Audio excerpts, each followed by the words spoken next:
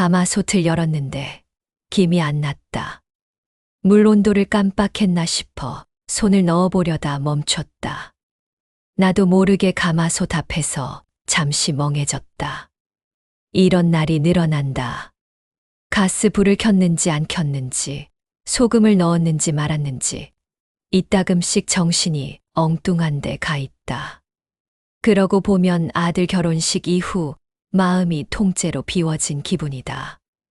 예식장 복도에서 혼자 들고 선 꽃바구니, 아무도 받으러 나오지 않던 그 순간이 자꾸 떠오른다. 내가 그 애를 어떻게 키웠는데 세상에 그렇게 날 빼놓고 결혼식을 올릴 수가 있을까? 돈도 내가 냈다. 축의금으로 들어온 현금 뭉치도 내가 정리했다. 근데 사진엔 내가 없다. 며느리는 그런 게 유행이라 했다. 시어머니 없는 결혼식. 가족 사진도 따로 찍자며 나중으로 미뤘고 그 나중은 오지 않았다. 그날 이후로 연락은 뚝 끊겼다.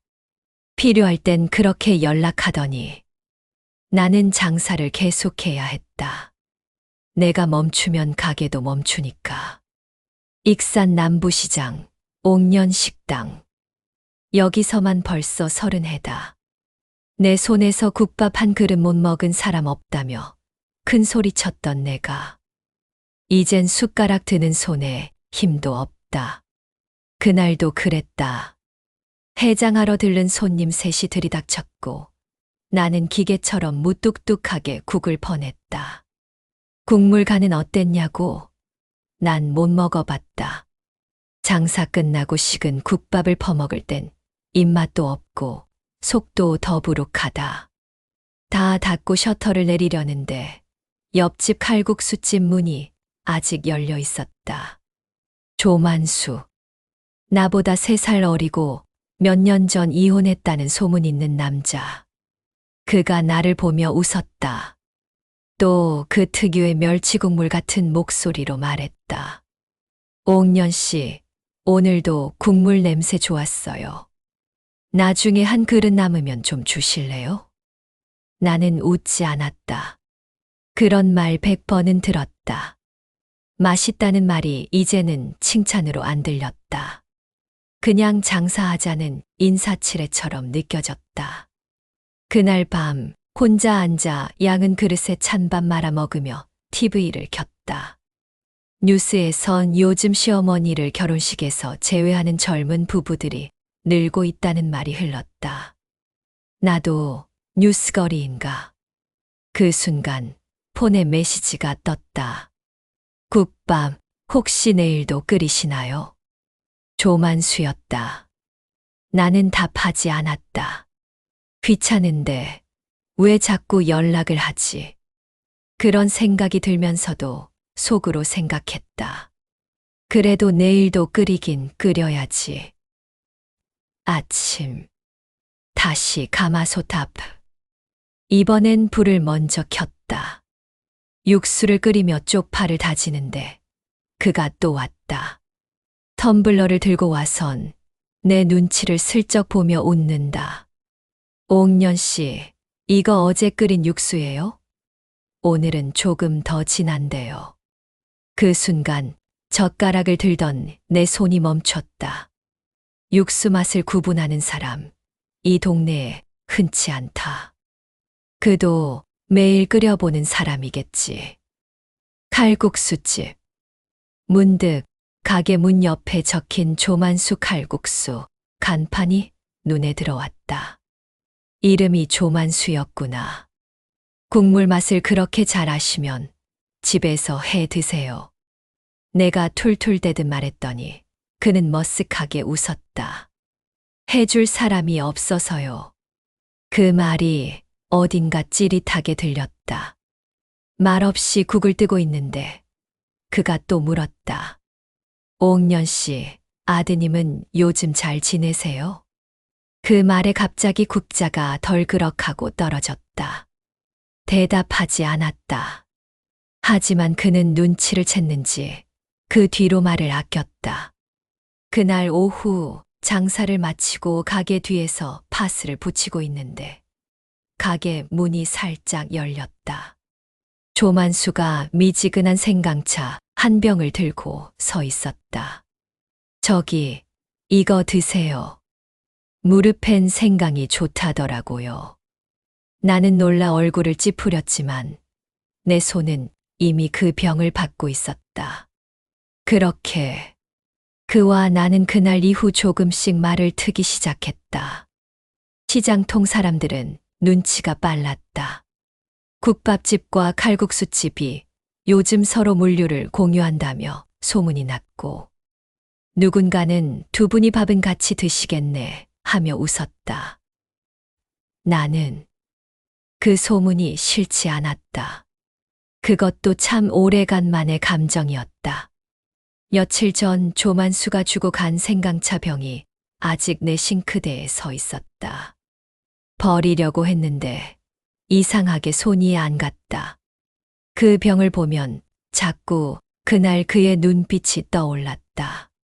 마치 오래전부터 나를 알고 있던 사람처럼, 말하지 않아도 내 다리가 아프다는 걸 아는 사람처럼. 하지만 나는 조심스러웠다. 세상에 쉬운 남자는 없다는 걸 나는 국밥집만큼 오래 배웠다. 시장통에서 웃으며 인사하던 사람도 나 몰래 등 돌려 흉받고, 도움을 주겠다던 사람도 결국은 손 벌리러 왔다. 조만수라는 사람.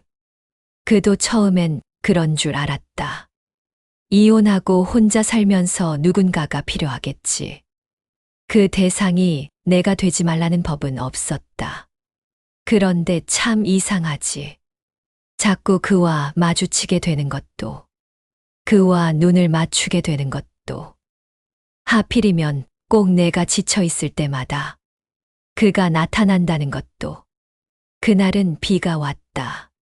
아침부터 파전과 동동주 찾는 손님들로 가게는 북적거렸다. 기름 튀고 발도 아팠고 서 있는 것조차 버거웠다. 점심 장사를 마치고 잠시 앉으려는데 누군가 가게 안에 우산을 털며 들어왔다. 조만수였다. 바지 끝은 젖어 있었고 우산 끝에 파란 봉지가 달려 있었다. 옥년 씨, 이거요. 멸치예요. 어제 건 너무 짰다면서요. 새로 사왔어요. 다시마도 같이. 나는 당황했다. 어제 내가 한 말. 국물이 너무 짜다. 그 말 진심도 아니었고 그냥 툭 뱉은 말이었다. 그런데 그걸 기억하고 다시 멸치를 사오다니. 내가 짜다고 했다고 이걸 사왔어요? 예. 옥년 씨 국밥엔 멸치가 필요 없겠지만 저 칼국수에는 멸치가 전부라서요. 근데 제가 어제 좀 지나쳤나 봐요. 그 순간 가슴 한가운데 뭔가 뭉클하게 차올랐다. 나는 그 봉투를 받아들며 말했다. 그래요. 그럼 나도 내일 국물 맛 좀 달라질 테니까 한번 드셔봐요. 진심이세요? 그쪽이 멸치 가져왔으면 나도 보답해야죠. 그날 저녁 나는 오랜만에 진짜로 국을 끓였다. 가마솥 앞에 앉아 파를 더 넣고 고기를 덜어내고 국물 간을 다시 봤다. 그가 올지 안 올지는 몰랐다. 하지만 국물은 내가 먹고 싶을 만큼 정성껏 끓였다. 다음 날 아침 칼국수집 앞에 작은 그릇을 내려놓았다. 그 안엔 따끈한 국물 한 사발. 메모 하나를 올려놨다. 오늘 멸치가 좋아요. 국물 맛보시고 짜면 조용히 넘어가요. 그는 오후쯤 슬그머니 내 가게 앞에 나타났다. 내가 설거지 중이라 모른 척했는데 갑자기 조용히 한마디를 던졌다. 옥년 씨, 우리 이참에 국밥 정기구도 가죠. 한 달치 먼저 결제할게요. 정기구도 국밥이 우유예요? 그럼 매일 그 맛을 보고 싶으니까요. 그가 그렇게 말하며 꺼낸 봉투엔 돈 대신 작은 고무줄이 묶인 수첩이 들어 있었다. 그 수첩엔 지난 2달간 그가 내게 건넨 말들이 적혀 있었다. 국물 진하네요. 오늘 얼굴이 피곤하세요. 저녁은 꼭 챙기세요. 혼자 계시면 밥도 말도 줄어요. 국밥도 삶도 나눠야 덜 짜요. 나는 말이 없었다. 그 말들이 내 마음에 차곡차곡 쌓였다. 처음엔 웃겼고, 그 다음엔 서운했고, 이제는 조금씩 따뜻했다. 조금씩. 그 사람과 국물 맛이 비슷해지는 것 같았다. 짠 것도, 텁텁한 것도, 어딘지 익숙하고 정들게 되는 맛. 그날 밤, 나는 국을 끓이지 않았다. 대신 내 마음이 처음으로 끓고 있었다. 아주 천천히, 그리고 아주 은밀하게. 요즘 따라 내 국밥에 뭔가가 들어간 것처럼 손님들 반응이 달라졌다. 가게 문을 열기도 전에 줄이 늘어서 있고, 단골 아주머니들은 국밥보다 내 얼굴을 먼저 들여다본다. 어휴 사장님 요즘 얼굴이 환하셔요. 봄 탓이나 봐. 옆집 칼국수집 아저씨랑 뭐 있는 거 아네요? 2분 닮았어요. 국물 맛도 닮고 웃음도 닮고. 이럴 땐 웃어야 할지 무시해야 할지 모르겠다. 그 말들이 틀린 건 아닌데 막상 말로 들으면 얼굴이 화끈해진다. 조만수는 그런 소문에 덤덤하다. 오히려 가게 앞에서 일부러 내 이름을 크게 부른다. 옥년 씨, 파 다 쓰셨어요? 우리 집에 조금 남았어요. 오늘은 점심 지나서 같이 식사할까요? 저 김치 좀 가져왔어요. 어쩌다 점심시간이 지나고 그와 마주 앉아 늦은 밥을 먹는 일이 익숙해졌다. 나는 국밥, 그는 칼국수. 같은 재료로 다른 맛을 내는 그릇을 앞에 두고 우린 오늘도 서로를 알아가는 밥상을 차렸다. 그날 그는 묻지도 않았는데 자기 얘기를 꺼냈다. 내가 그 여자랑 헤어진 건 벌써 9년 전이에요. 아들 셋, 지금은 연락도 거의 없어요. 명절에 돈만 보내고 말은 없어요. 그런데 이상하죠. 나는 아직도 그 애들 좋아요. 보고 싶기도 하고 미안하기도 하고. 나는 수저를 내려놓고 조용히 그의 얼굴을 봤다. 어딘지 모르게 내가 느끼던 외로움과 닮은 눈빛이었다. 아들 하나 있는 나도 그랬다. 결혼 이후로 연락도 없고 가끔 오는 톡엔 엄마 계좌번호 좀뿐. 그 아이가 내가 퍼주는 국밥보다 내가 끓인 인생보다 더 깊은 정을 다른 데서 받는다는 게 서글펐다. 그날 저녁 나는 장을 보러 나가려다 조만수와 마주쳤다. 그는 시장 한가운데에서 팔을 한 단 들고 서 있었다. 이거 옥년 씨 줄까 말까 고민했어요. 국밥에 파 많이 넣는 거 나 이제 알아요. 그 말을 듣고 피식 웃고 말았는데 시장 사람들 시선이 느껴졌다. 어떤 이는 고개를 갸웃했고 어떤 이는 소리 죽여 킥킥댔다. 그날 밤 가게 닫고 집에 돌아오는 길 문득 뒤에서 누군가 따라오는 느낌이 들었다. 돌아보니 조만수였다. 미안해요. 시장 사람들이 괜히 헛소리하죠. 괜히 불편하게 한 거 아니에요. 나는 한참을 말없이 걷다. 가로등 아래서 걸음을 멈췄다. 나 요즘 말이에요. 내가 끓인 국이 누군가한텐 기다려지는 음식이라는 게 그게 좀 기쁘더라고요. 그는 대답하지 않았다. 대신 내 손에 들린 장바구니를 받아들었다. 무겁지도 않은데 괜히 고맙고 혼자 들 수 있는데 이상하게 손이 가볍다. 옥년 씨. 왜요? 나도 요즘 국물이 좀 짜요. 왜요? 혼자 먹는 날이 줄어서요. 그 말에 가슴 한쪽이 뜨겁게 끓었다.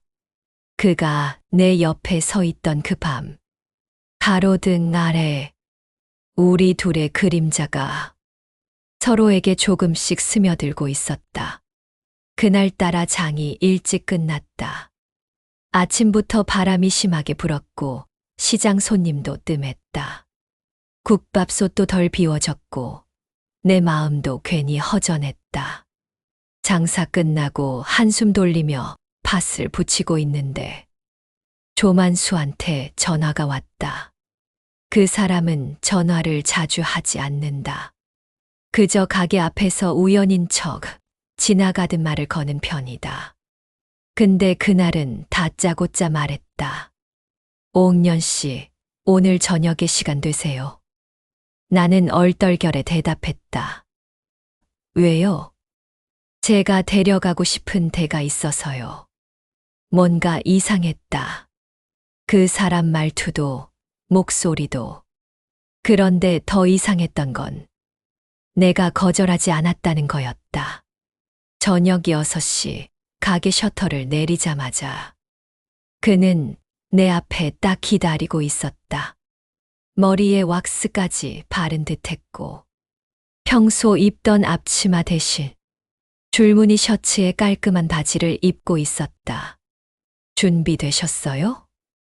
뭐려? 우리의 첫 외출. 웃기다고 생각했다. 중년이 넘은 두 남녀가 시장통에서 외출이라고.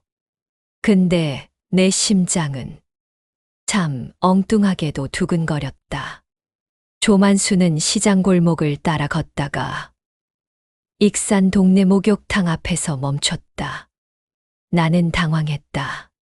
아니, 왜 여기로 데리고 온 거예요? 여기 내가 제일 좋아하는 곳이에요. 땀 빼고 계란에 식혜 먹고 세상 시름 다 씻고 나오는 곳. 근데 둘이서 여기려? 여기 뒤에 통달집 있는 거 아시죠?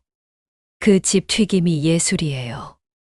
목욕은 혼자 하고 통달근 둘이 먹자고요. 그렇게 우리는 목욕탕 앞 통달집에 앉아 땀에 젖은 머리를 수건으로 닦으며 식은 통닭을 앞에 두고 마주 앉았다. 그는 말했다. 내가 예전엔 잘 웃는 사람이었어요. 지금은 누가 웃겨도 잘 안 웃어요. 근데 옥년 씨, 요즘 내 입꼬리 자주 올라가는 거 알아요? 나는 아무 대답도 하지 않았다. 입에 달다리를 물고 눈만 피했다. 사람이 많지 않은 통닭집에서 우린 그렇게 조용히 웃었다. 그날 밤 그는 집까지 나를 바래다 줬다. 우리 집 앞 골목. 골목등 아래 둘이 나란히 섰다. 오늘 즐거우셨어요? 땀은 뺐고 기름은 먹었고 나쁘지 않았죠. 다음엔 영화도 같이 보실래요? 요즘 영화관에 노인 할인도 있대요. 우린 아직 노인은 아니잖아요. 그렇죠. 국물은 오래 끓여야 깊고 사람도 오래 살아야 맛이 나니까. 그가 살짝 내 손등을 스쳤다. 순간 수십 년 만에 처음으로 손을 도둑 맞은 기분이 들었다. 집에 들어와 등을 기대고 앉아 있는데 문득 거울 속 내 얼굴이 보였다. 볼이 붉고 눈이 반짝였다. 나 이런 얼굴 아주 오래전에 본 적 있다. 그날 밤 내 방 안엔 통달 냄새가 아닌 설렘이 가득했다. 잠이 쉽게 오지 않았다. 왼손 손등이 작고 따뜻해서 그 온기를 베개 밑에 넣고 잤다. 그 사람, 정말로 내 마음을 데리고 가고 있었다. 요즘 들어 가게 문을 열 때마다 뭔가 달랐다. 육수 냄새가 더 오래 도는 건지, 가게 유리창의 햇빛이 더 따뜻한 건지, 아니면 내가 조금 더 가볍게 숨을 쉬게 된 건지. 아무튼 가게에 앉아 있는 시간이 예전보다 좋았다. 조만수는 이틀에 한 번은 꼭 국밥 한 그릇을 가져갔다. 그 사람의 그릇은 따로 뒀어. 내가 특별히 간을 조금 더 진하게 맞췄다. 그건 그 사람도 알고 있었다. 이거 제 그릇이죠. 옥년 씨 마음이 담긴 그릇. 그 말에 나는 뭘 들키기라도 한 것처럼 수저로 뚜껑을 탁 닫아버렸다. 근데 그 다음 날부터 그는 꼭 꽃 한 송이를 들고 왔다. 때로는 카네이션, 때로는 장미 한 송이. 식당에도 향기가 있어야죠. 그 말은 국물보다 더 짭짤하게 들렸다. 그날도 가게 문을 닫으려던 참이었다. 국밥솥은 비워졌고 설거지도 마무리됐고 이제 조용히 나도 집으로 돌아가려던 그때 문이 열리며 익숙한 얼굴이 들어섰다. 형민이었다. 내 아들. 뒤따라 들어온 여자는 며느리 유담이었다. 반듯한 옷차림, 고운 화장, 그리고 싸늘한 눈빛. 그 눈빛은 결혼식 날 포토월 앞에서 나를 지나쳐갈 때와 똑같았다. 엄마, 요즘 연락이 없으시네요. 그쪽이 바쁘지 않았니? 아니에요. 저희는 언제나 열려 있어요. 그래? 나는 좀 다쳤나 봐. 유담은 가게 안을 둘러보며 한마디 덧붙였다. 아, 국밥 냄새 좋네요. 근데 옆집 칼국수랑 너무 섞이지 않게 조심하셔야겠어요. 그 말에 내 등골이 서늘해졌다. 내가 말하지 않았는데도 그 둘은 무언가 알고 있는 눈치였다. 형민은 조심스럽게 입을 열었다. 엄마, 사실은요. 저희가 이번에 이 근처로 이사 오게 됐어요. 여기로. 왜 하필 여길? 유담이 직장이랑 가깝기도 하고요. 엄마랑도 더 자주 뵙고 싶어서요. 그 말은 진심이 아니었다. 나는 그 아이의 눈을 보며 느꼈다. 그 눈엔 계산이 있었고, 그 옆에 앉은 며느리는 미소를 지었지만, 그 입꼬리는 나를 비웃고 있었다. 그리고 혹시 칼국수집 사장님이랑 가까이 지내시는 거, 사람들 입에 오르내리기 전에 정리하시는 게 어떨까요? 그 한마디에 내 안에 국물 같은 감정이 끓어올랐다. 뜨거운 국솥이 한순간에 식는 것처럼 나는 말을 아꼈다. 너희가 내 인생까지 관리하진 말아라. 엄마, 저희는 그냥 걱정돼서요. 그런 걱정은 필요 없다. 국밥은 내가 끓이고 삶도 내가 지킨다. 그들은 잠시 정적 끝에 일어나며 말했다. 아무튼 엄마, 너무 휘둘리지 마세요. 사람들 다 보고 있어요. 문이 닫히고 가게는 다시 조용해졌다. 그날 밤, 조만수는 평소보다 늦게 왔다. 나는 아무 말도 하지 않고 그의 그릇에 국을 퍼주었다. 그는 내 표정을 보며 말없이 수저를 들었다. 오늘은 국물이 맵네요. 그쪽 입맛이 변한 거겠죠. 그렇죠. 근데 저는 이런 국물도 좋아요. 조금 짜고 조금 매워도 진짜 살아있는 맛이라서요. 나는 그 말에 잠시 고개를 숙였다. 내 마음 들킨 기분이었다. 그리고 다시 따뜻했다. 그날 아침 국밥집 문을 열며 습관처럼 고개를 돌렸다. 언제부턴가 하루의 시작이 그 사람 가게 불빛으로 시작됐는데 이상하게 그날은 옆집 칼국수집 셔터가 내려져 있었다. 문득 불길했다. 몸이 안 좋나. 전날 국물 맛이 안 난다고 했던 것도 그냥 지나가는 말이 아니었나. 나는 슬쩍 가게 옆 뒷문을 살폈다. 불 꺼진 창문 너머로 인기척 하나 없었다. 점심시간이 지나도 저녁이 돼도 그는 나타나지 않았다. 하루, 이틀, 사흘째. 사람이 이렇게 사라질 수 있나 싶었다. 시장통 사람들도 수군거리기 시작했다. 조 사장님 어디 갔대요? 설마 병이라도 난 거 아냐? 그나저나 옥년 씨랑 뭔 일 있었던 거 아니죠? 나는 대답하지 않았다. 대답할 수 없었다. 왜인지 그 사람이 없는 시장이 너무 조용했어. 밥도 말도 손도 느려졌다. 사흘째 밤 가게 문을 닫고 돌아서는데 그 사람의 문 앞에 작은 비닐봉지가 놓여 있었다. 안엔 다 식은 죽 한 그릇. 라벨엔 내 글씨체. 이거라도 드세요. 혼자 끼니 걸으면 오래 못 버팁니다. 다시 보길 기다릴게요. 그리고 그 다음 날 아침. 칼국수집 문이 반쯤 열려 있었다. 나는 아무 말도 않고 국밥솥 앞에 섰다. 파를 썰다가 눈물이 났다.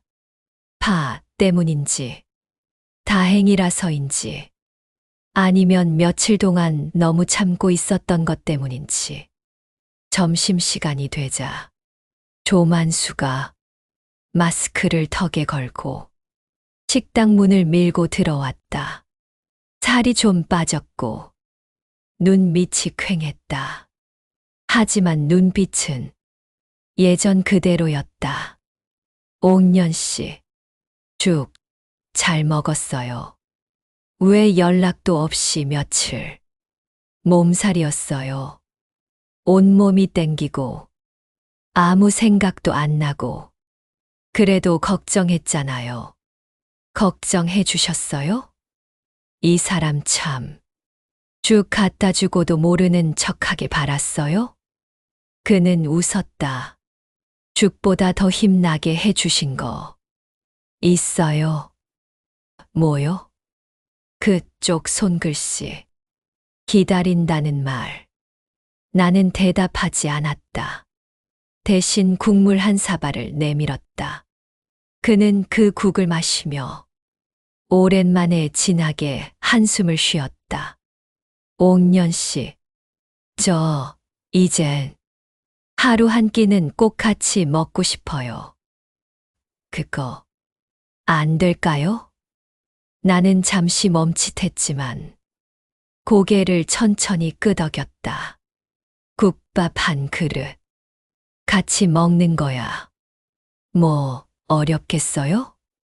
그 순간 우린 말없이 서로를 바라봤다. 국물보다 뜨거운 감정이 서로의 눈동자 사이를 오갔다. 그리고 그는 말없이 내 손등에 손을 얹었다. 이번엔 내가 먼저 손을 뒤집어 그의 손을 감쌌다. 국밥은 혼자 끓이는 음식이 아닌 것 같아요. 조만수가 그 말을 꺼낸 건 우리 둘이 함께 끓인 첫 국에서였다. 시장 끝자락 조그만 컨테이너 창고. 그가 가게 뒤 주방을 손질해 내가 좋아하는 가마솥 하나 들여놨다. 이제 주방 한쪽은 옥년 씨 거예요. 그럼 반은 칼국수, 반은 국밥, 반은 국물, 반은 사랑. 이 사람 또 왜 이런 데서 그런 말을 해요? 그럼 어디서 하죠? 사랑은 원래 김나는 곳에서 피어나잖아요. 그 말에 내가 웃었다. 정말 그 사람과 있을 때 자꾸만 웃음이 난다. 쓸쓸하던 이마에 자꾸 주름 대신 미소가 남았다. 우린 매일 아침 서로의 국물을 맛봤다. 그가 내 국에 숟가락을 넣고 내가 그의 멸치 국물에 간장을 타고 서로 다른 인생이 같은 그릇 안에 담기는 기분. 그날 시장에서 김장 배추가 들어왔다. 내가 무심코 이번 겨울은 좀 춥겠네 했더니 그가 그날 밤 내 창문 밖에 작은 라디에이터를 놓고 갔다. 포스트잇엔 글씨가 삐뚤하게 적혀 있었다. 그 집 국물은 따뜻하니까 몸도 따뜻해야죠. 나는 그 메모지를 가게 계산대 옆에 붙여두었다. 장 보러 온 손님들이 그걸 보고 말했다. 사장님, 이 글씨 누구예요? 누가 이렇게 따뜻한 말을 해요? 남자 손글씨네. 어머, 부럽다. 그 말에 나는 그냥 조용히 국밥만 퍼줬다. 근데 국밥이 그날따라 조금 더 짭짤했다. 며칠 후 그가 조심스레 말을 꺼냈다. 옥년 씨, 우리 집으로 이사 오실래요? 이사요? 방 하나 비워놨어요. 따뜻하게. 그 방엔 그동안 당신한테 하지 못한 말들을 채워넣고 싶어요. 나는 대답 대신 고개를 숙였다. 그러다 살며시 물었다. 같이 사는 거 시장 사람들한테 뭐라 하겠죠? 하겠죠. 근데 상관없어요. 우린 이미 국밥과 칼국수인데 뭐가 더 섞일 수 있겠어요? 그날 밤 나는 조용히 내 방에 서서 수건과 파스 몇 장을 챙겼다. 그리고 그 사람 집 앞에 섰다. 문이 열리자 그는 등 뒤로 젖히며 말했다. 어서 오세요. 이제 우리 집이에요. 그 말에 내 가슴 어딘가 우르르 끓어올랐다. 마치 수십 년간 끓여온 사골처럼 묵직하고 깊고 뜨겁고 따뜻하게. 그날 밤 우리는 각자의 방에서 잤다. 그 사람은 방문 앞에 메모를 남겼다. 좋은 꿈 꾸세요. 꿈에서라도 내 국물 드세요. 나는 그걸 보며 베개 위에 올려두고 그대로 잠들었다. 정말 꿈에서 그 국물 맛이 났다. 진하고 짠내 나고 그리고 설렜다. 이제 우린 정식으로 부부예요. 혼인신고를 마치고 익산구청 앞 벤치에 앉아있는 그 사람은 겨울 햇살 속에서 참 따뜻해 보였다. 사람들은 말했다. 왜 이 나이에 굳이 신고를 하냐고. 사랑은 그냥 마음만 있으면 되는 거라고. 근데 난 그 사람과 하나로 묶이고 싶었다. 이제는 책임지고 싶었고 그 사람의 국물 안에 내 인생도 섞이고 싶었다. 혼인신고 후 첫날 시장 사람들은 다 알았다. 누가 말하지 않아도 우리 둘의 눈빛과 손끝의 떨림만으로도 그건 알 수 있었다. 옥년 씨, 축하해요. 조 사장님, 이젠 국밥집 남편이네. 두 분 가게 합쳐서 국칼식당 하세요. 웃음소리 속에서 나는 오래 잊고 지낸 축하받는 느낌을 다시 껴안았다. 누군가 내 기쁨을 같이 나누는 순간들. 내 삶이 누군가에게 기쁨이 되는 순간. 우리는 결국 가게 두 곳을 하나로 합쳤다. 간판은 옥년이와 만순의 국밥 칼국수. 그 아래 작게 쓴 문구. 같이 끓입니다. 같이 먹습니다. 같이 삽니다. 그 문구를 본 시장 아이들이 물었다. 같이 끓인다는 게 뭐예요? 맛도 삶도 혼자보단 둘이 좋단 얘기야. 가게엔 더 많은 손님이 찾아왔고, 우리 국물 맛은 익산 명물처럼 소문이 났다. 조만수는 여전히 아침이면 멸치를 손질했고, 나는 여전히 가마솥 앞에 섰다. 그리고 점심때가 되면 서로의 국을 먼저 한 숟갈 맛봤다. 그건 매일 아침. 잘 잤어요? 보다 더 정다운 인사였다. 그러던 어느 날, 문이 열리고 형민과 유담이 들어왔다. 그들은 말없이 앉았고, 나는 조용히 국을 내줬다. 그들은 숟가락을 들었다. 그 국물, 내가 혼자 끓인 게 아니라는 걸 그들도 알았을까? 식사를 마친 형민은 조용히 말했다. 엄마, 여기 되게 따뜻하네요. 나는 고개만 끄덕였다. 그날 저녁, 우리는 시장 어귀 벤치에 앉아 온수 찜질팩을 무릎에 올리고 따끈한 국물 한 컵을 나눴다. 조만수가 말했다.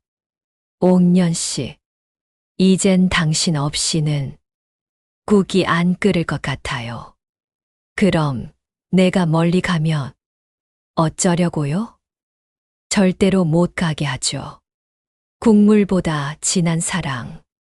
한 번 끓이기도 힘든데 어떻게 다시 찾겠어요? 그날 밤, 가게 문을 닫고 나오며 나는 조용히 불을 끄고 말했다. 이 골목 국물은 우리가 지킨다. 그리고 손을 잡았다. 그 손 위로 서로의 체온이 번졌다. 그 체온은 국밥보다 진했고 칼국수보다 깊었다. 그리고 서로의 이름보다 더 따뜻했다.